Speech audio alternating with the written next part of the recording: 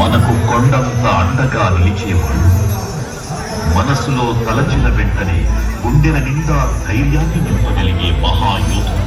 అభయహస్తంతో ఎల్లవేళలా మనల్ని కాపాడే ఆ పవనపుత్రుడి ఇప్పుడు మనసారా స్తుతించుకుంటూ శ్రీ పంచముఖ ఆంజనేయ స్వామిగా అవతారమెత్తిన కథ దృశ్య రూపంలో తిలకిద్దాం రండి.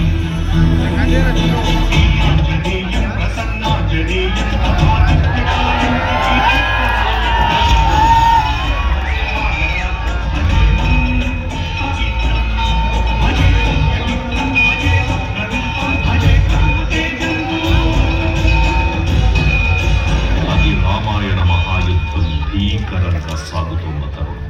శ్రీరామచంద్రుని సారథ్యం వానర సైన్యంతో విజృంభిస్తూ లక్ష్మణ స్వామి తనతో పోరాటం చేస్తున్న రావణుడి కుమారుడు ఇంద్రజిత్ తలని బాణంతో ఒక్క వేటుతో వేరు చేశాడు.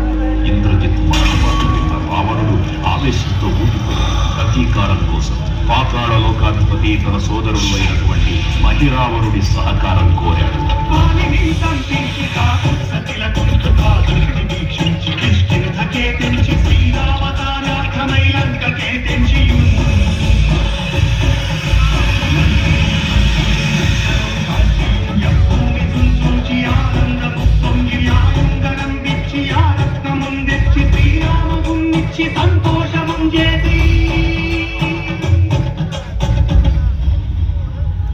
తన ప్రభువులను కాపాడుకోవడానికి వాయువేగంతో పాతాళ లోకానికి చేరుకున్న ఆంజనేయ స్వామికి సగం మొసలి సగం వానర రూపంలో ఉన్న వింత జీవి ముఖద్వారం వద్ద కాపలా కాస్తూ కనిపిస్తుంది.